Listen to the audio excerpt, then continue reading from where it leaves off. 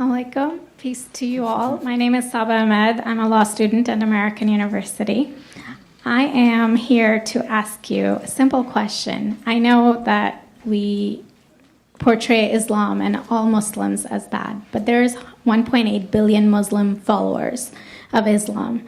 We have 8 million plus Muslim Americans in this country, and I don't see them represented here. But my question is, how can we fight an ideological war with weapons? How can we ever end this war? The jihadist ideology that you talk about, it's an ideology. How can you ever win this thing if you don't address it ideologically? Great question. I am so glad you're here, and I am so glad you brought that up because it gives us an opportunity to answer. What I find so amazing is since the beginning of this panel, which we are here about Benghazi attack against our people, not one person mentioned Muslims. We are here against Islam, or we're launching war against Muslims. We are here to discuss how 4 Americans died and what our government is doing. We were not here to bash Muslims. You were the one who brought up the issue about most Muslims, not us. And since you brought it up, allow me to elaborate with my answer. There are 1.2 billion Muslims in the world today. Of course, not all of them are radicals. The majority of them are peaceful people. The radicals are estimated to be between 15 to 25%, according to all intelligence services around the world. That leaves 75% of them peaceful people. But when you look at 15 to 25% of the world Muslim population, you're looking at 180 million to 300 million people dedicated to the destruction of Western civilization. That is as big of the United States. So why should we worry about the radicals, 15 to 25%?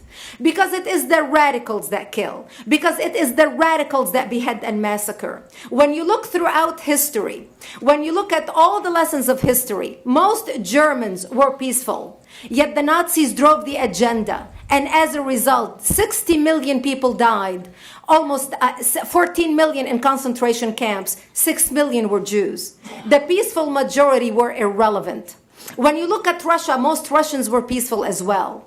Yet the Russians were able to kill 20 million people. The peaceful majority were irrelevant. When you look at China, for example, most Chinese were peaceful as well. Yet the Chinese were able to kill 70 million people. The peaceful majority were irrelevant. When you look at Japan prior to World War II, most Japanese were peaceful as well. Yet Japan was able to butcher its way across Southeast Asia, killing 12 million people, mostly killed with bayonets and shovels. The peaceful majority were irrelevant. On September 11th in the United States, we had 2.3 million Arab Muslims living in the United States. It took 19 hijackers, 19 radicals to bring America down to its knees, destroy the World Trade Center, attack the Pentagon, and kill almost 3,000 Americans that day. The peaceful majority were irrelevant. So for all our powers of reasons and us talking about moderate and peaceful Muslims, I'm glad you're here. But where are the others speaking out? And since you are the only Muslim representative,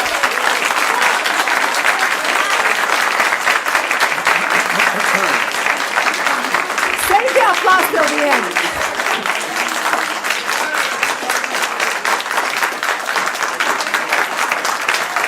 Thank you.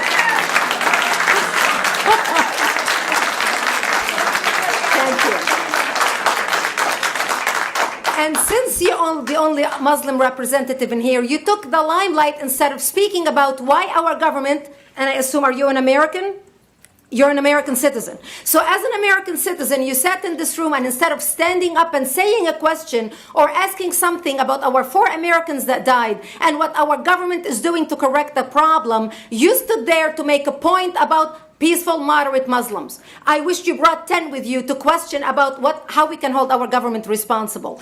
It is time we take political correctness and throw it in the garbage where it belongs and start calling it fair.